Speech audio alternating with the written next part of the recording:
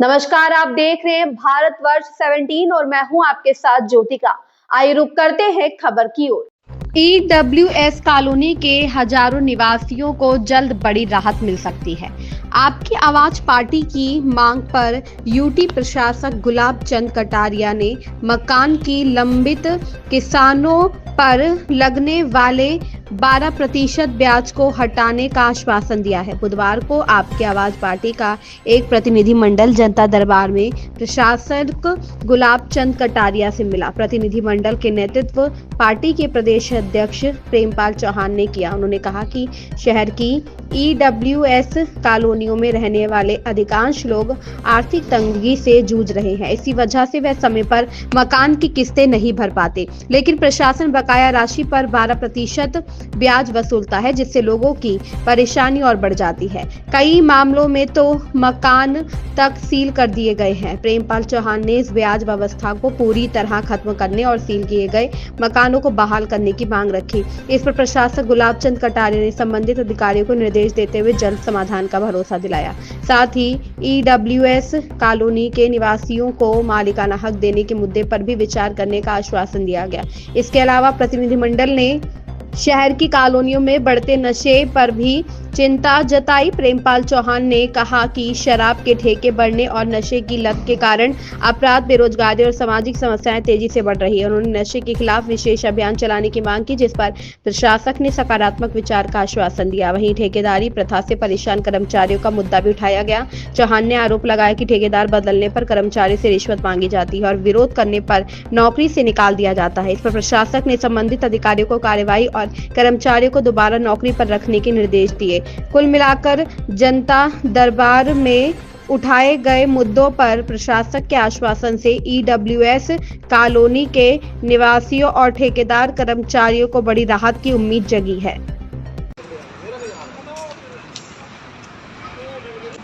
नमस्कार जी, मेरा नाम प्रेमपाल चौहान है। आपकी आवाज़ पार्टी चंडीगढ़ का प्रेसिडेंट हूँ मैं।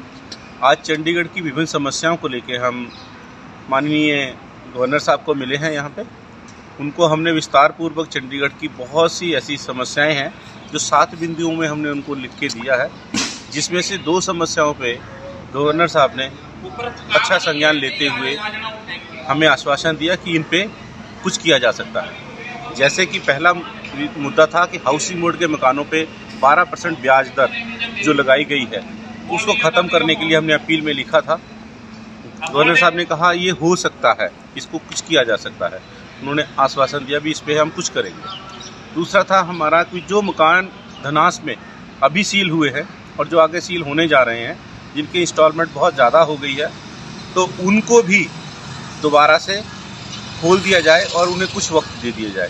तो वह भी लिस्ट हमसे अभी मांगी है और हमने ये लिस्ट उनको गवर्नर साहब को दोबारा दी है। इन मकानों के जो ताले लगे हैं ये खोल दिए जाएंगे। यस, और मैं आपको बता दूं कि जो हमने विशेष तौर पे गवर्नर, जिसमें कि हमने लिखा है उनको हाउसिंग बोर्ड मकानों में मालिकाना हक से जुड़ी समस्याएं, तो ये मालिकाना हक के लिए हमने लिखा स्मॉल फ्लैट धनास कॉलोनी एवं चंडीगढ़ के समस्त हाउसिंग बोर्ड मकानों में रहने वाले हजारों परिवार वर्षों से अपने मकानों में वैध मालिकाना अधिकार प्राप्त नहीं कर पा रहे हैं, जिसमें उन्हें निरंतर मानसिक तनाव व असुरक्षा का सामना करना पड़ रहा है। फिर हमने ठेकेदारी प्रथा के विषय में कारण में लिख के दिया उनको, इनका ठेकेदारी प्रथा में लगातार शोषण जारी है। रोजगार मिलने के नाम पर ठेकेदार द्वारा अवैध मोटी रकम वसूली जा रही है। इस बात को माननीय गवर्नर साहब ने कहा कि ये मेरे संज्ञान में है पहले से ही और हम इस पे भी ध्यान देंगे, है ना। तो ये चीज़ें लिख के दी है हमने। दूसरा, हाउसिंग बोर्ड मकानों से जुड़ी समस्याएं होगी।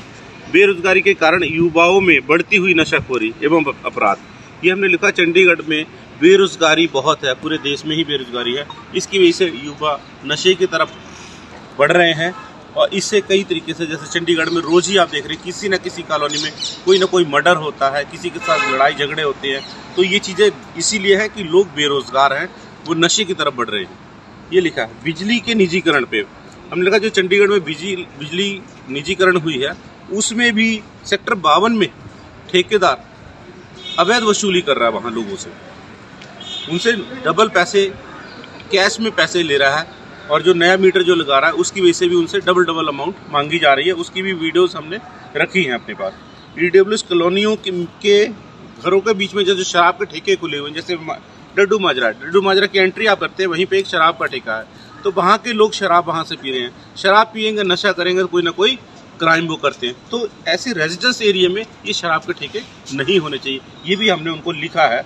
हमने धनास का भी लिखा है, धनास में भी मछली मार्केट है, फिश मार्केट है, उसमें शराब का ठेका खुला हुआ है। जिस काम के लिए वो मार्केट बनी है वो उसमें वो काम नहीं हो रहा है, उसमें शराब बेचने का काम हो रहा है, जिससे कि 8,448 लोग और वहाँ के आसपास में जो रहने वाले लोग वो शराब का सेवन कर रहे हैं। वहाँ पे एक्सीडेंट लगातार बढ़ रहे हैं, ये भी हमने लिखा है। दूसरा हमने लिखा है पुनर्वास, धनास में जो कॉलोनी में लोग रह रहे हैं इन पे 12% का ये ब्याज दर खत्म करने की बात गवर्नर साहब ने मान ली है।